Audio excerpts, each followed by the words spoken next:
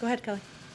On Minnesota and another officer-involved shooting that resulted in the death of an African-American man, has the White House been in touch with Governor Walz, or are there any resources from the federal government that are being offered? And this comes at a time when obviously the Chauvin trial is progressing. Is there a federal plan for when that trial reaches its conclusion, whatever the outcome may be? And thirdly, I'm racing through them because we're short on time today. The president had promised as a candidate a police commission that Dr. Rice says will not go forward at this time. It seems obviously that officer-involved interactions with the public are intensely important at the moment. So first on Minnesota, and if you could address the police commission Sure. going forward. Sure, and just check me if I don't get to all of your questions. I will try to do my best. Let me first say that we are incredibly saddened.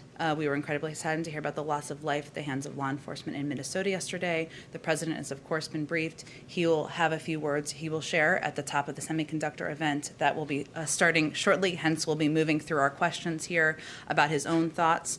We are also in touch with the governor, in touch with the mayor, in touch with local law enforcement authorities as well. I would say it is a reminder of the pain, the anger, the trauma, the exhaustion that many communities across the country have felt as we see these incidents continue to occur within just a few miles of where the tragic events happened just a year ago. In terms of the police commission, we have been in very close contact over the course of several months back to the transition with both civil rights activists, with law enforcement authorities and the law enforcement community about what would be most effective moving forward. And as Dr.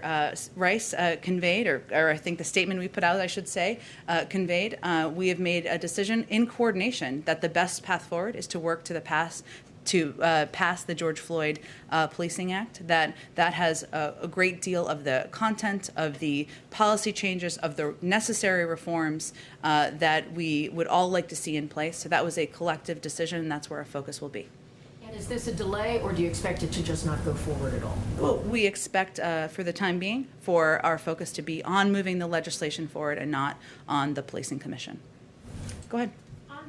You mentioned, the focus is now on passing the George Floyd Policing Act. It's been over a month since we've heard the president talk about this, though. We haven't seen a big push, at least not publicly, from this administration. What kind of steps are you taking to pressure Congress on this, and should we expect to see this sort of rise on the list of your priorities? You obviously have a very full plate.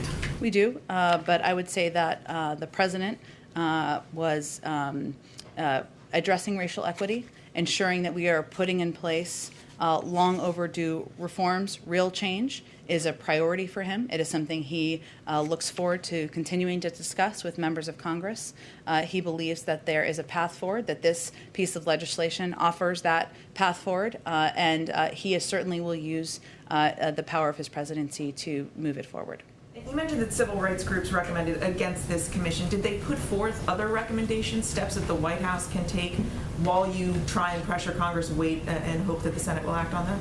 Well, we, of course, are in very close touch with them. I think what is, I should say more specifically, we've been in touch with a range of groups, including the NAACP Legal Defense Fund, the Leadership Conference, as well as leading experts. And the strong consensus from all of these groups is that the work should be focused on trying to pass the George Floyd Act, and the commission would not be the most constructive way to deliver on our top priorities. So we are working together collectively to do exactly that. There are steps that we certainly will work in conjunction to take as they are possible, and some of them we've signed through executive orders, and we'll continue to communicate with these groups about what is most effective.